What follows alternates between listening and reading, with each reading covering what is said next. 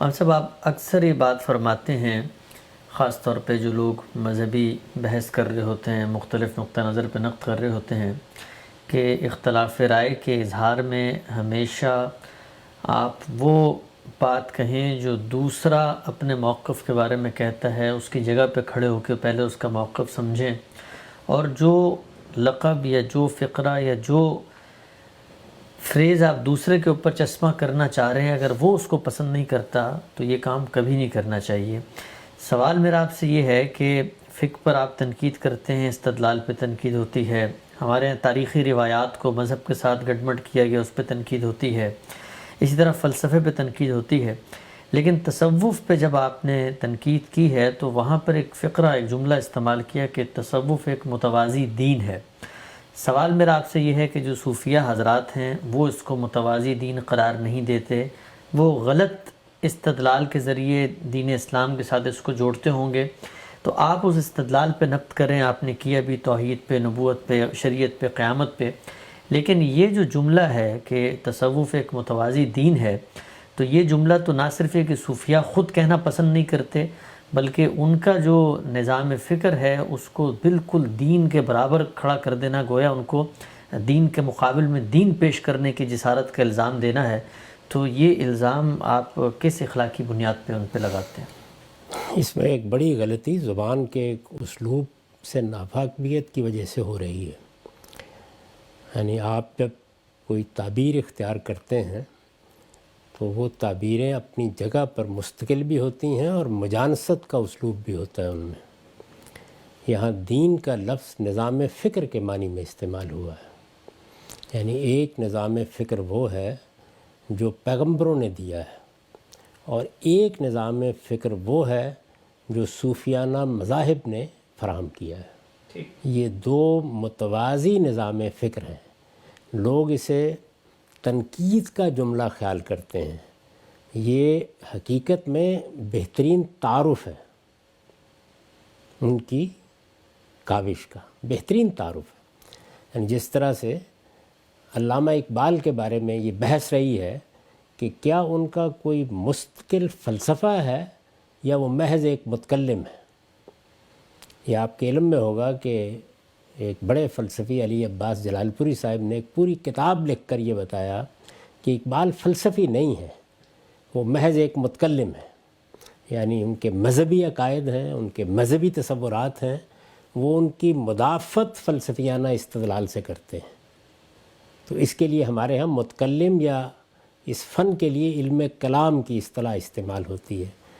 مستقل فلسفی ہونے کا مطلب یہ ہے کہ اپنے اصول سے لے کر فروع تک ایک پورا کا پورا نظام ایک شخص نے بنا دیا۔ جس طرح کہ ہم سقراط کو دیکھتے ہیں، یا افلاطون کو دیکھتے ہیں، یا ارسطو کو دیکھتے ہیں، یا پلاطینس کو دیکھتے ہیں، یا ہمارے ہاں کے لوگوں میں سے ابن عربی ہیں، ایک پورا نظام بنا کے بتا دیا ابتدا سے انتہا تک۔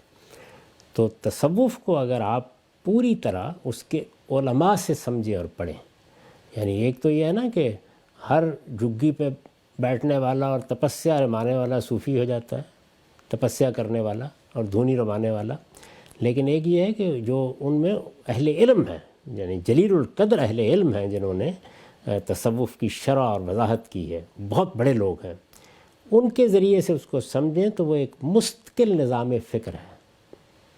تو دین کا لفظ مجانست میں استعمال ہوا ہے تاکہ پیغمبروں کا دین جس نظام فکر کو پیدا کرتا ہے اس کی اہمیت بتائی جا سکے کہ اس کے بالکل بالمقابل تصوف بھی ایک پورا نظام فکر ہے۔ تو اس معنی میں یہ تعبیر اختیار کی گئی ہے۔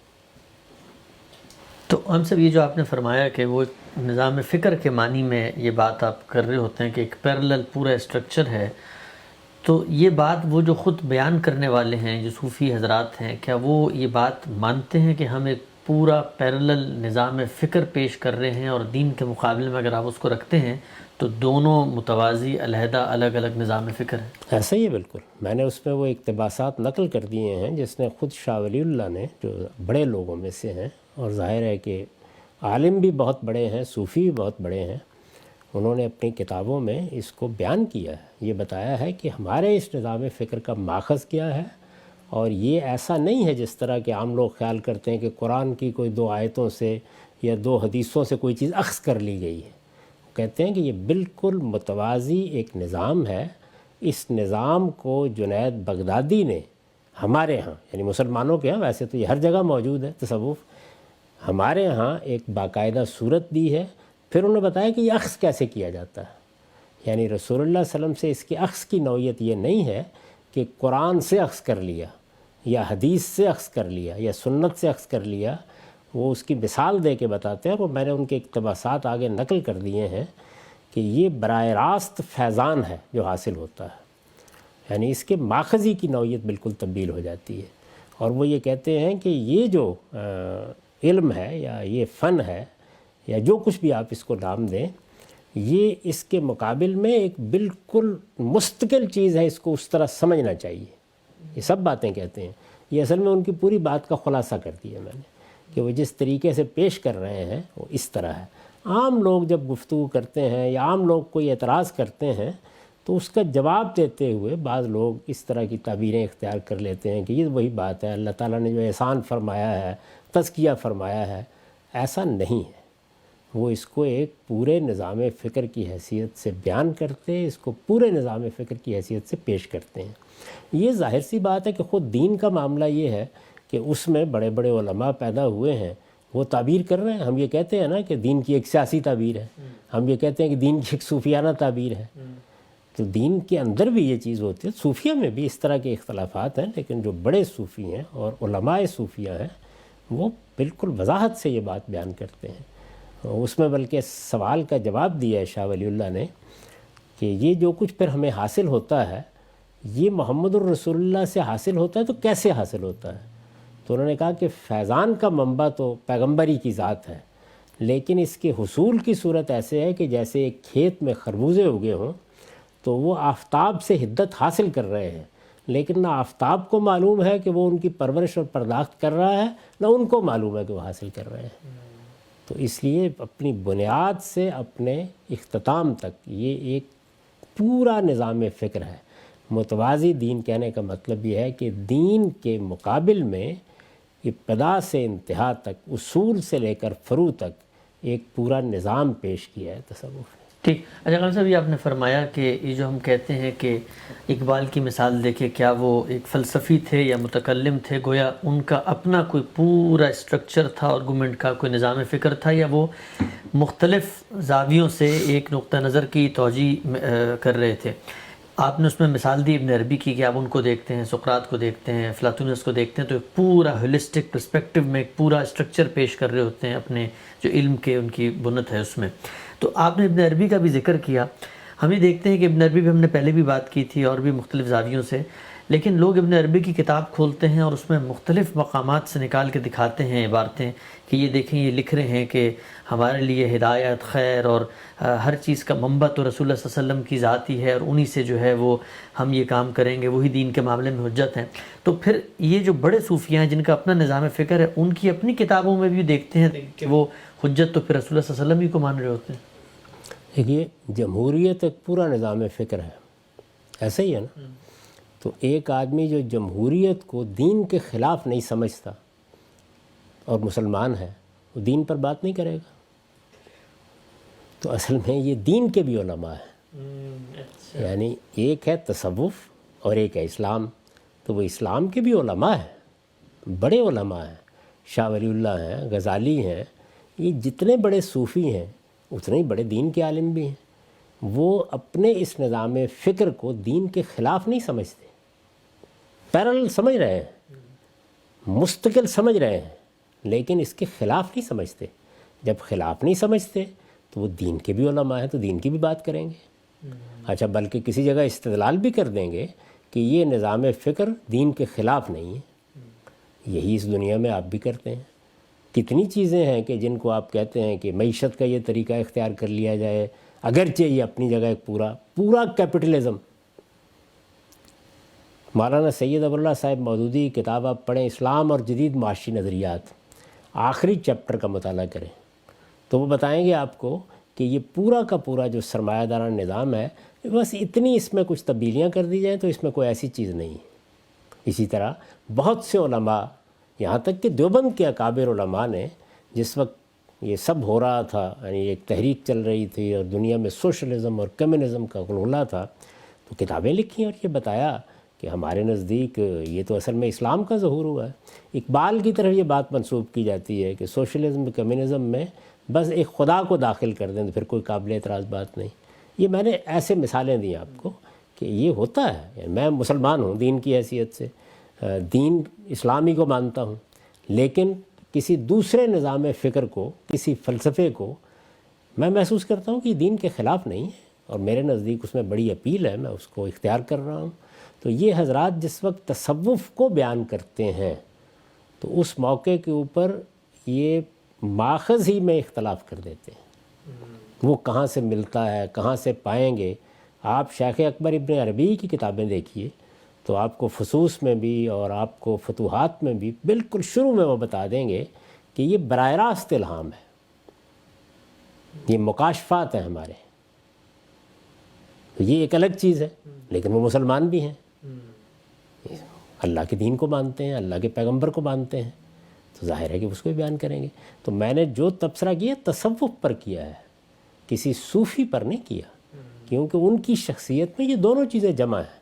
ایک طرف وہ مسلمان ہیں، اللہ کے ماننے والے ہیں، اللہ کے پیغمبر کے ماننے والے ہیں، قرآن پر ایمان رکھتے ہیں، اس پر عمل کرتے ہیں، عمل کے بہترین نمونے پیش کرتے ہیں، کسی کے عمل پر آپ اعتراض بھی کر سکتے ہیں۔ ایک طرف یہ چیز ہے۔ شاہ ولی اللہ کوئی معمولی درجے کے عالم ہیں، امام الہند کہنا چاہیے ان کو۔ ہندوستان فخر کر سکتا ہے جتنے بڑے وہ عالم ہیں، دین کے عالم بات کر رہا ہوں، یعنی اسلام کے، اور دوسری جانب اتنے ہی بڑے صوفی بھی ہیں۔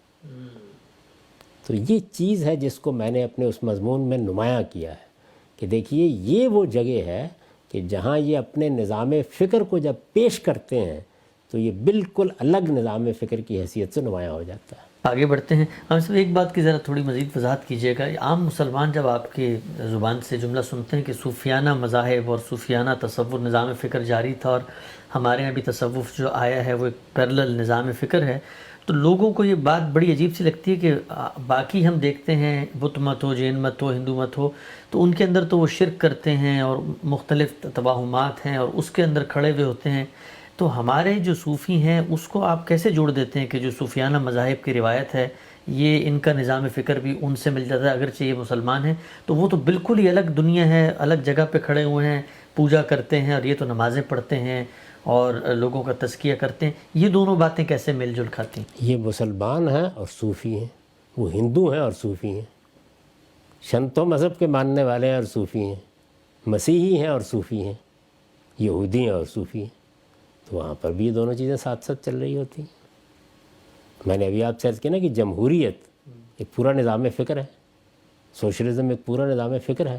ہمارے ہاں ان کو بحیثیت مجموعی پورے نظام فکر کی حیثیت سے مانتے ہیں نا بہت سے لوگ، اور مانتے ہیں اور مسلمان ہیں، مانتے ہیں اور یہودی ہیں، مانتے ہیں اور مسیحی ہیں۔ تو وہ کیا کہیں گے؟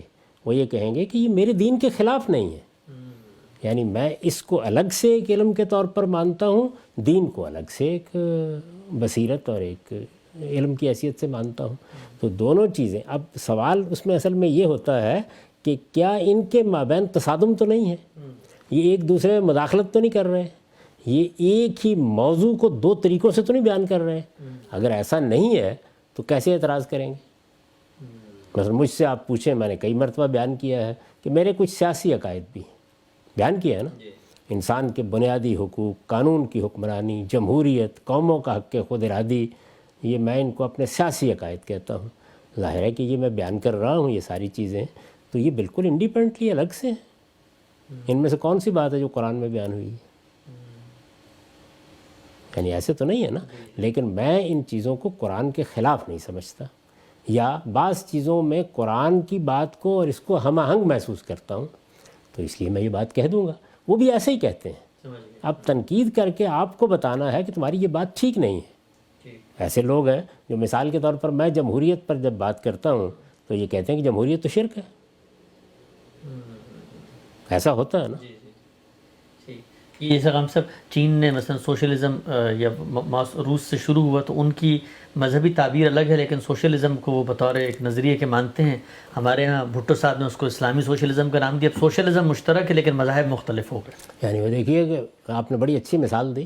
ہمارے ہاں ایک تحریک اٹھی، اس کے پس منظر میں اگر آپ بر صغیر کی تاریخ سے واقف ہیں تو کمیونسٹ نقطہ نظر پیدا ہوا، اس کے اوپر کتابیں لکھی گئیں، ہمارے شعراء اس سے متاثر ہوئے، ہمارے ادباء اس سے متاثر ہوئے، اور بڑی قربانیاں دیں بعض لوگوں نے. وہ سمجھتے تھے کہ یہ انسانیت کے لیے ایک غیر معمولی چیز ہے جو سامنے آ گئی. اب ساحر کو پڑھیں، آپ فیض کو پڑھیں، آپ اسی طریقے سے کیفی اعظمی کو پڑھیں، اور شعراء، ادباء، ماہرین جتنے بھی بیان کرتے رہے. اس کے بعد ان کو ایک سیاسی کامیابی ہوئی. ظاہر ہے کہ سیاسی کامیابی کے لیے کسی سیاسی شخصیت کا وجود ضروری ہوتا ہے. وہ ذوالفقار علی بھٹو صاحب کی صورت میں جب سامنے آئی تو دیکھیے انہوں نے کس طریقے سے ملایا چیزوں کو. ان کا کہ اسلام ہمارا دین ہے، جمہوریت ہماری سیاست ہے، سوشلزم ہماری معیشت ہے، عوام طاقت کا سرچشمہ ہے. 4 باتیں کہیں. تو اب یہ کیوں کہیں انہوں نے؟ اس لیے کہ وہ ان چاروں کو آپس میں متضاد نہیں سمجھتے. ایسا ہی ہے نا. حالانکہ اگر آپ غور کر کے دیکھیں تو ان میں سے ہر ایک اپنی جگہ ایک پورا نظام فکر ہے، اور کہیں سے آ رہا ہے، اور کہیں سے آ رہا ہے. لیکن یہ کہ یہ بیان کیا انہوں نے. تو یہ بحث یہ ہے. جب میں نے یہ بات کہی تو میں نے یہ بتایا کہ تصوف کو آپ کوئی جزوی چیز نہ سمجھیے، یا کسی آیت کی تعبیر یا کسی حدیث کی ایک تعبیر نہ خیال کیجیے. یہ اپنی جگہ ایک پورا نظام فکر ہے، اور دین اپنی جگہ ایک پورا نظام فکر ہے. اب اگلی بات یہ ہے کہ کیا یہ نظام فکر آپس میں متضاد ہیں؟ میں کہتا ہوں کہ ہاں متضاد ہے. ایک دوسرا آدمی کہتا ہے کہ نہیں متضاد نہیں، اس کو بھی یہ بات کہنے کا حق ہے، مجھے بھی کہنے کا حق ہے. لیکن جب وہ قرآن میں بھی استدلال کروں گا، وہ بھی استدلال کرے گا.